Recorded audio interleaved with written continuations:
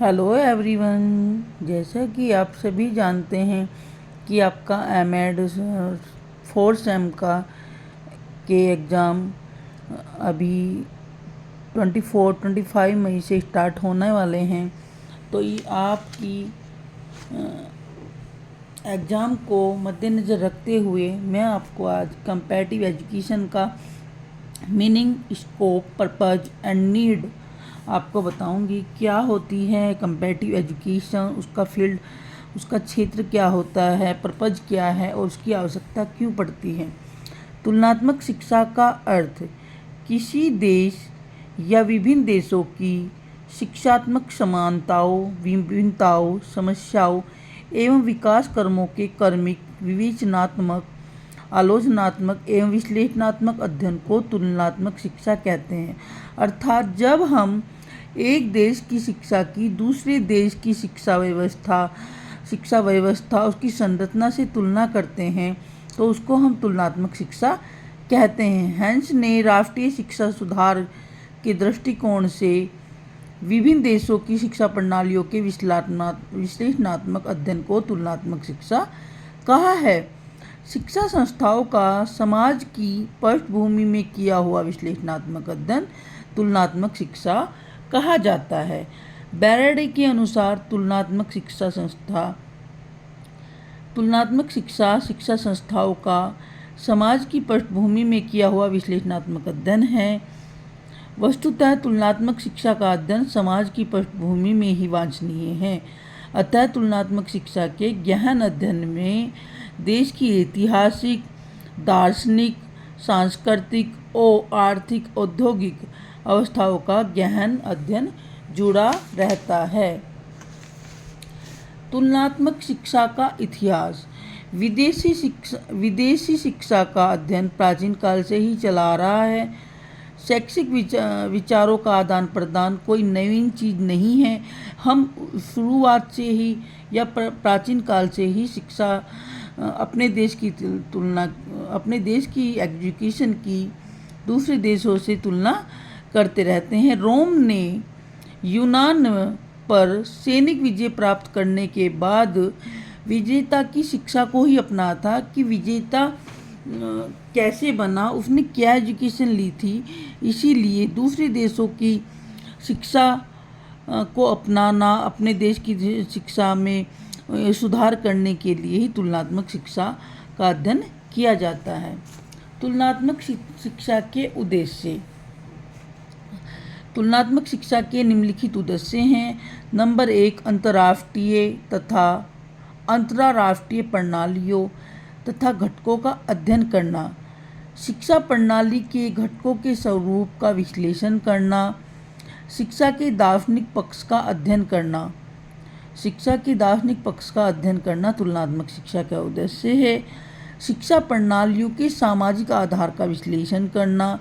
शिक्षा प्रणालियों के मनोवैज्ञानिक आधार का विश्लेषण करना। आर्थिक और वित्तीय व्यवस्था का विश्लेषण करना। राष्ट्रों की शैक्षिक समस्याओं का तुलनात्मक विश्लेषण करना। विकसित एवं विकासशील राष्ट्रों के शिक्षा स्तरों की शिक्षा करना। पूर्व प्राथमिक एवं प्राथमिक शिक्षा का अध्ययन करना। माध्यमिक शिक्षा का अध्ययन करना। उच्च शिक्षा और विश्वविद्यालय शिक्षा का अध्ययन करना। मुक्त विश्वविद्यालय का अध्ययन करना। अध्यापक शिक्षा का तुलनात्मक शिक्षा का अध्ययन करना।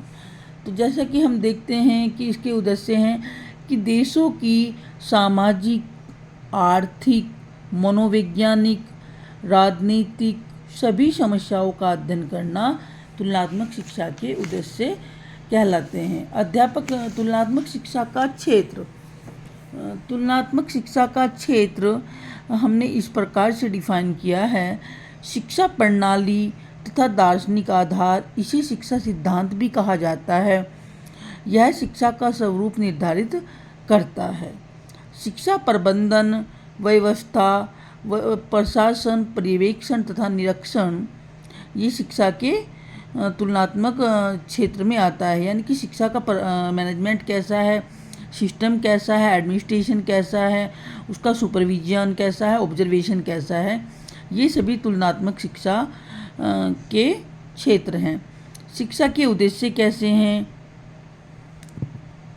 सामान्य उद्देश्य कैसे हैं, विशिष्ट उद्देश्य कैसे हैं, पूर्व प्राथमिक और प्राथमिक शिक्षा वहाँ की कैसी है, माध्यमिक शिक्षा कैसी है, विश्वविद्यालय शिक्षा और अध्यापक शिक्षा कैसी है। विभिन्न स्तरों पर पाठ्यक्रम का स्वरूप का निर्माण देखता है। तुलनात्मक शिक्षा छात्र के अनुसार संबंधी समस्याएं देखता है। अध्यापक संबंधी समस्याएं, पर्यावरण शिक्षा, दूरवर्ती शिक्षा, मुक्त विश्वविद्यालय की समस्याएं, उनकी व्यवस्था, शिक्षा व्यवस्था, शिक्षा की वित्तीय प्रणाली कैसी है, विशिष्ट की शिक्षा आदि जो है तुलनात्मक शिक्षा का क्षेत्र कहा जाता है। अध्यापक शिक्षा की आवश्यकता। तुलनात्मक शिक्षा में अध्यापक शिक्षा की आवश्यकता। तुलनात्मक शिक्षा की आवश्यकता क्यों पड़ी हमें? नंबर 1, अप्रवासित छात्रों का अधिक प्रचलन है, इसलिए शिक्षा का स्तर अन्य राष्ट्रों के स्तर के समान होना चाहिए। भारतीय छात्र अन्य देशों में शिक्षा प्राप्त करने जाते हैं, उन देशों का शिक्षा स्तर समान होना चाहिए।